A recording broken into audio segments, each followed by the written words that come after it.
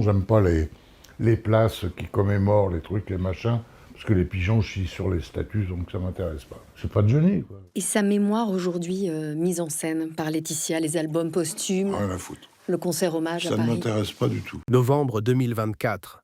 Eddie Mitchell a 82 ans et il vient de sortir une autobiographie qui fait trembler le monde du show business français. Dans ce livre, l'homme qui ne mâche jamais ses mots balance tout. Et quand on dit tout, c'est vraiment tout. Sur Johnny Hallyday, son meilleur ami pendant 60 ans. Sur Laetitia et la guerre d'héritage qui déchire la famille depuis 7 ans. Sur les concerts hommages qu'il qualifie ouvertement de conneries. Sur la statue qu'il trouve catastrophique. Eddie Mitchell n'a plus rien à perdre. Et ça se voit. Mais ce qui choque le plus, c'est cette phrase glaçante qu'il lâche dans son livre « Je lui en veux ». Lui en vouloir? À Johnny?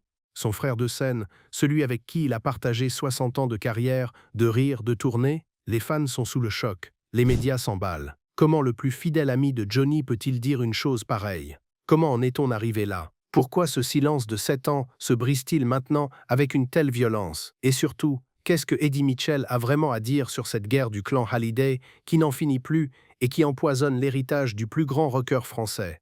Eddie Mitchell rencontre Johnny Hallyday. Les deux hommes ont à peine 16 ans et le rock'n'roll débarque en France comme une déferlante. Ce qui commence comme une simple amitié entre deux jeunes chanteurs va se transformer en l'une des plus belles histoires du show business français. Pendant 6 décennies, ils ne se quitteront plus. Les tournées ensemble, les fous rires en coulisses, les galères des débuts, les succès monumentaux qui font trembler les stades. Ils ont tout vécu côte à côte, dans une complicité que peu de gens peuvent comprendre. Dans les années 2010, ils créent même Les Vieilles Canailles avec Jacques Dutronc, un trio légendaire qui fait exploser tous les records et remplit les salles les plus prestigieuses de France. À chaque concert, c'est une communion entre 3 monstres sacrés du rock français. Le public est en délire, les critiques sont dithyrambiques.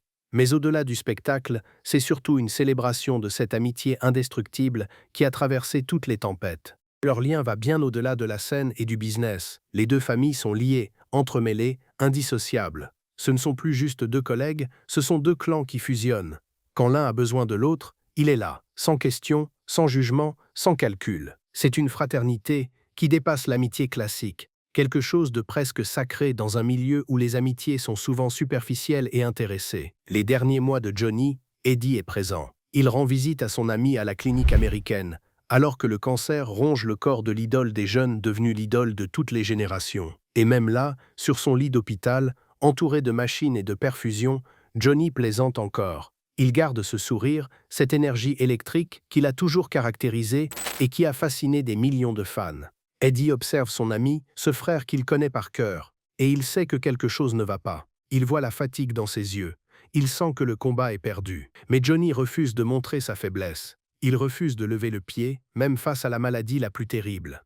C'est Johnny Hallyday jusqu'au bout, indomptable et têtu. Dans son autobiographie sortie en novembre 2024, Eddie Mitchell lâche une bombe qui fait l'effet d'un coup de tonnerre. 3 mots qui glacent le sang et qui résonnent comme une trahison pour certains fans, je lui en veux. Comment peut-on en vouloir à un mort? À son meilleur ami, celui avec qui on a tout partagé. Eddie s'explique, et ces mots sont d'une violence émotionnelle rare, d'une sincérité brutale qui fait mal. Il reproche à Johnny son sentiment d'invulnérabilité, cette conviction profondément ancrée qu'il était au-dessus des lois, au-dessus de la mort elle-même, intouchable et éternelle. Johnny fumait sans arrêt, des paquets entiers par jour. Il buvait, parfois jusqu'à l'excès. Il se droguait, enchaînait les substances sans jamais se poser de questions. Il enchaînait les excès sans jamais ralentir, comme s'il voulait défier la nature humaine. Et Eddie le voyait s'autodétruire jour après jour, impuissant, désespéré, incapable de faire entendre raison à son ami. Il a essayé de lui parler, de le raisonner, mais Johnny ne voulait rien entendre. Pour lui, c'était le prix à payer pour vivre intensément, pour rester cette légende vivante que tout le monde admirait. Il n'a jamais levé le pied et a en partie bousillé sa vie, écrit Eddie dans son livre avec une franchise déchirante. Ces mots résonnent comme un cri de désespoir, comme le hurlement de quelqu'un qui a vu son frère se détruire sans pouvoir rien faire. Parce que Eddie, lui, a fait le choix inverse à un moment crucial de sa vie. Dans les années 80 et 90, il s'est calmé. Il a arrêté les excès, pris soin de sa santé, trouvé un équilibre entre la vie de rockstar et une vie normale. Il espérait secrètement que Johnny ferait de même un jour, qu'il comprendrait qu'on ne peut pas brûler éternellement la chandelle par les 2 bouts. Mais non, Johnny était Johnny. Jusqu'au dernier souffle, il a brûlé la chandelle par les 2 bouts, refusant de ralentir, refusant de vieillir sagement. Et ce qui rend cette colère encore plus poignante, encore plus déchirante, c'est qu'elle vient d'un lieu d'amour profond et inconditionnel. Eddie ne reproche pas à Johnny d'avoir été une rockstar, d'avoir vécu sa légende jusqu'au bout. Il lui reproche d'être parti trop tôt, à 74 ans seulement, alors qu'il aurait pu vivre encore 20 ans. D'avoir laissé derrière lui un chaos familial monumentel que personne ne peut réparer. D'avoir abandonné ses proches dans une guerre judiciaire qui n'aurait jamais dû exister. Cette colère, c'est celle de quelqu'un qui a perdu son frère et qui sait, au fond de son cœur, que ça aurait pu être évité avec un peu de sagesse et de modération. Décembre 2017. Johnny Hallyday meurt entouré des siens. La France est en deuil. Des millions de fans pleurent leur idole. Quelques semaines plus tard, le testament est révélé. Et c'est le choc, le séisme, l'incrédulité totale. Johnny a déshérité ses deux aînés, Laura Smith et David Hallyday, au profit de Laetitia et de leurs deux filles, Jade et Joy. Tout l'héritage, estimé à plusieurs dizaines de millions d'euros, va à sa dernière épouse et à ses deux dernières filles. Laura et David, les enfants de ses précédents mariages, ne reçoivent rien, pas un euro, pas un souvenir, rien. La guerre commence immédiatement. Une guerre judiciaire impitoyable qui va durer des années et déchirer la famille Hallyday en deux camps absolument irréconciliables. D'un côté, Laetitia qui défend bec et ongle le testament californien, affirmant que c'était la volonté de Johnny. De l'autre, Laura et David qui contestent ce testament, convaincus qu'il a été rédigé sous influence et que leur père n'aurait jamais voulu les déshériter complètement. Entre les deux camps, c'est la guerre totale. Les avocats s'en donnent à cœur joie, les médias se régalent, et la mémoire de Johnny est salie par ses histoires d'argent sordide. Eddie Mitchell, lui, ne met pas longtemps à choisir son camp. Dans son autobiographie, il est d'une clarté absolue, sans la moindre ambiguïté. « Je ne comprends pas qu'on déshérite ses enfants ». Ces mots sont un missile direct vers Laetitia et le testament californien qui a tout déclenché. Pour Eddie, c'est une question de principe fondamental, de morale de base. On ne déshérite pas ses propres enfants, peu importe les raisons, peu importe les conflits qu'on a pu avoir avec eux. Laura Smith, c'est sa filleule. Il l'a vue grandir. Il l'a vue faire ses premiers pas dans le show business. Il la connaît depuis qu'elle est toute petite. Comment pourrait-il ne pas la soutenir dans cette épreuve terrible? Mais ce choix a un prix énorme. Un prix qu'Eddie connaissait avant même de le faire. En prenant position aussi clairement pour Laura et David, Eddie rompt définitivement avec Laetitia. Celle qui était l'épouse de son meilleur ami pendant plus de 20 ans. Celle avec qui il partageait des moments en famille, des vacances, des fêtes. Celle dont il était devenu proche au fil des années, qu'il considérait comme faisant partie de sa famille élargie. Laetitia, de son côté, ne pardonne pas cette trahison qu'elle ressent comme un coup de poignard dans le dos. Pour elle, ceux qui ne sont pas avec elle sont contre elle. Il n'y a pas de zone grise, pas de neutralité possible. Et Eddie Mitchell fait désormais partie du camp ennemi, des traîtres qui ont osé contester la volonté de Johnny. Eddie le dit sans détour. Avec cette franchise brutale qui le caractérise, c'est son choix. Il ne cherche pas à se justifier longuement, ne tente pas de réparer les ponts. Il a pris sa décision en conscience, en pesant le pour et le contre, et il l'assume pleinement. Même si ça signifie être coupé d'une partie de la famille Hallyday. Même si ça signifie ne plus avoir de nouvelles de Jade et Joy, qu'il considérait pourtant comme ses petites nièces et qu'il voyait grandir avec tendresse. Septembre 2021. Laetitia Hallyday organise un grand concert hommage à Johnny à l'Accor Arena de Paris, anciennement appelé Bercy. Sur scène, des dizaines d'artistes viennent chanter les tubes de l'idole disparue. Florent Pagny, Nolwenn Leroy et tant d'autres défilent pour rendre hommage au rocker légendaire. Le public est au rendez-vous, des milliers de fans viennent célébrer leur idole. Les médias couvrent l'événement en direct, les chaînes de télévision diffusent le concert en prime time. C'est un événement national, une célébration grandiose. Mais il y a un absent remarqué, une absence qui fait hurler, Eddie Mitchell. Le meilleur ami de Johnny, celui qui a partagé 60 ans de scène avec lui, celui qui le connaissait mieux que quiconque, n'est pas là. Les journalistes se ruent sur lui pour comprendre. Pourquoi cette absence fracassante? Comment le meilleur ami de Johnny peut-il manquer un tel événement? Eddie ne cherche pas d'excuses diplomatiques, ne se cache pas derrière des prétextes de santé ou d'emploi du temps chargé. Il balance sa vérité, cache, comme toujours, sans filtre. Je ne vois pas pourquoi j'irais faire ce genre de conneries. Le mot est lâché, brutal, choquant. Conneries. Un concert hommage organisé par la veuve de son meilleur ami, avec les plus grands noms de la chanson française, et il appelle ça une connerie sans aucune hésitation. Eddie va plus loin dans ses explications, enfonçant le clou avec une précision chirurgicale. Il compare ses concerts hommages aux Restos du Cœur des années 80. À l'époque des Restos du Cœur, on donnait son cachet. On montait sur scène pour une cause, pour aider les gens, et on ne gardait pas un centime. Maintenant, tout le monde se fait payer pour aller chanter. Pour lui, c'est devenu un business cynique déguisé en hommage. On fait semblant de célébrer la mémoire d'un artiste, on verse quelques larmes pour les caméras. Mais en réalité, c'est juste une machine à cash bien huilée. Tout le monde empoche son cachet, les producteurs se font des marges confortables, et on appelle ça un hommage. Et Eddie refuse catégoriquement d'être complice de cette mascarade, de cette exploitation commerciale de la mémoire de son ami. Cette déclaration provoque un séisme dans le monde du show business. Beaucoup d'artistes qui ont participé au concert se sentent directement visés, insultés même. Certains répondent publiquement, défendant leur participation et leurs intentions sincères.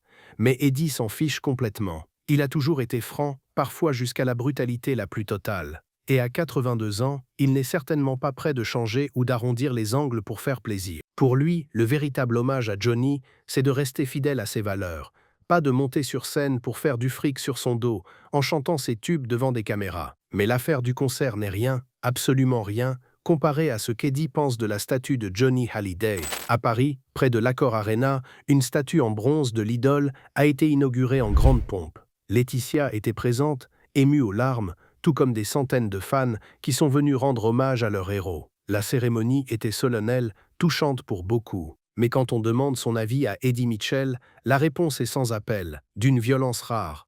Une catastrophe, une statue à la con. Il ne s'arrête pas là, il ne se contente pas de cette simple critique. Eddie enfonce le clou avec son humour noir caractéristique, cette ironie grinçante qui lui est propre.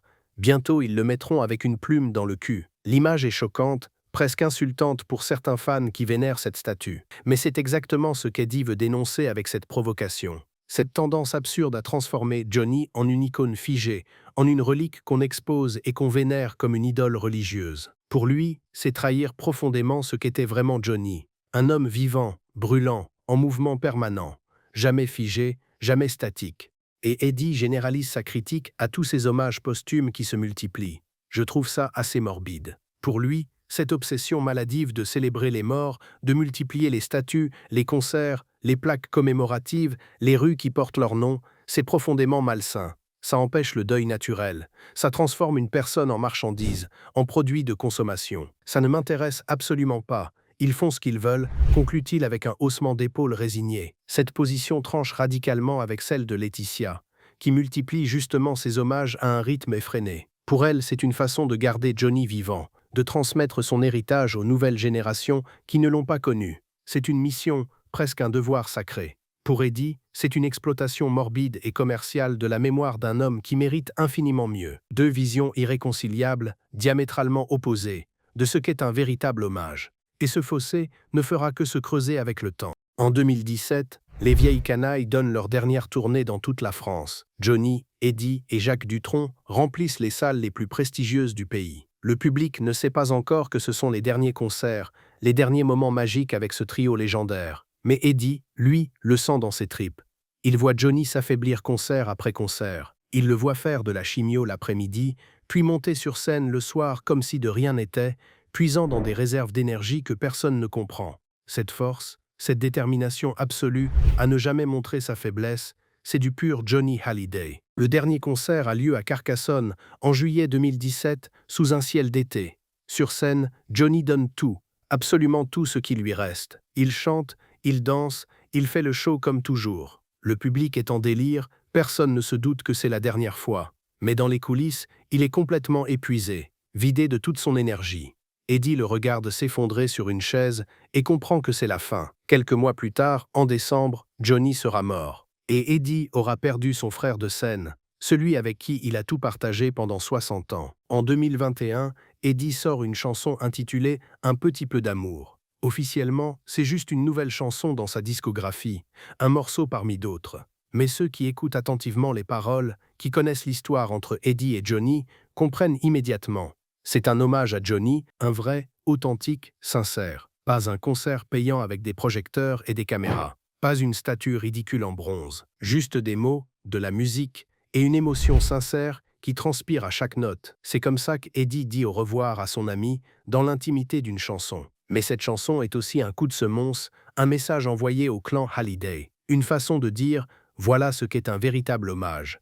Pas vos cirques médiatiques, pas vos événements commerciaux. Eddie n'a pas besoin de scènes géantes, ni de shows télévisés en prime time. Sa manière d'honorer Johnny, c'est de continuer à vivre avec son souvenir quotidien, à raconter leurs anecdotes, à qui veut les entendre, à garder vivante cette amitié qui a marqué à jamais le rock français. Depuis 2017, depuis la mort de Johnny et l'explosion de la guerre d'héritage, les relations entre Eddie Mitchell et le clan Hallyday sont absolument glaciales. Celui qui était considéré comme un oncle affectueux par Jade et Joy n'a plus de nouvelles d'elle depuis des années. Laetitia a coupé les ponts de manière définitive et brutale. Le message est clair comme de l'eau de roche, si tu n'es pas avec nous, tu es contre nous. Et Eddie a choisi son camp en soutenant Laura et David dans leur combat judiciaire. Cette situation est déchirante pour Eddie, même s'il ne le montre pas publiquement. Il a vu ses petites filles grandir, il était présent à leurs anniversaires, à leurs fêtes de famille. Il les aimait sincèrement, comme un grand-oncle aime ses petites nièces. Mais son sens de la justice profondément ancré, sa loyauté indéfectible envers Laura, sa filleule, ont été plus forts que tout. Il ne pouvait pas fermer les yeux sur ce qu'il considère comme une injustice flagrante et révoltante. Déshériter ses propres enfants, pour Eddie, c'est inacceptable. Point final. Au fil des années, Eddie continue de lâcher des piques discrètes, mais percutantes dans les médias. Dans des interviews télévisées, dans des émissions de radio, il glisse des remarques acérées sur la gestion de l'héritage, sur les concerts hommages, sur la manière dont on exploite commercialement la mémoire de Johnny. Il ne cite jamais Laetitia directement par son nom, mais tout le monde comprend parfaitement à qui il fait référence. C'est un jeu du chat et de la souris médiatique qui dure depuis 7 ans. Cette guerre froide est épuisante pour tout le monde, toxique même. La famille Hallyday, déjà déchirée par le testament, l'est encore plus par ses prises de position publiques qui ravivent sans cesse les blessures. Les fans sont divisés en camps irréductibles. Certains soutiennent aveuglément Laetitia, d'autres défendent Laura et David avec la même ferveur. Et Eddie Mitchell, figure respectée et aimée du rock français, devient malgré lui un acteur central de ce conflit familial qu'il aurait sincèrement préféré éviter. Aujourd'hui, à 82 ans, Eddie Mitchell ne regrette absolument rien. Sa franchise parfois brutale, ses déclarations cash qui font polémique, ses critiques acerbes du clan Hallyday, il les assume toutes sans exception. Parce que pour lui, l'amitié, la vraie, celle qui compte vraiment, ne se mesure pas au concert hommage pompeux ou aux statues en bronze. Elle se mesure à la loyauté inébranlable, à la sincérité totale, au courage de dire ce qu'on pense même quand c'est difficile et douloureux. Eddie pense à Johnny tous les jours, sans exception. Il l'a dit lui-même dans plusieurs interviews.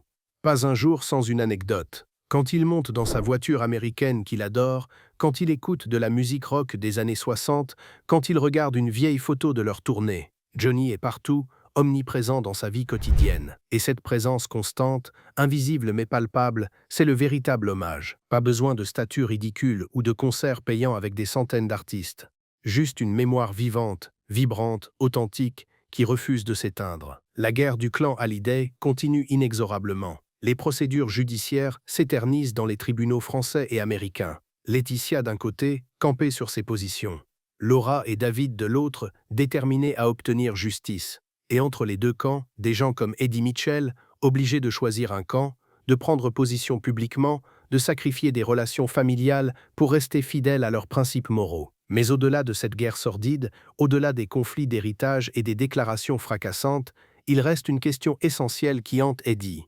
Comment honorer vraiment quelqu'un qu'on a aimé? Est-ce en organisant des événements médiatiques grandioses, en construisant des statues figées? Ou est-ce en restant fidèle à ce qu'il représentait, en défendant ce qui est juste, en gardant vivante son essence plutôt que son image commerciale? Eddie Mitchell a choisi sa réponse depuis longtemps. Et à 82 ans, il n'est absolument pas prêt de changer d'avis.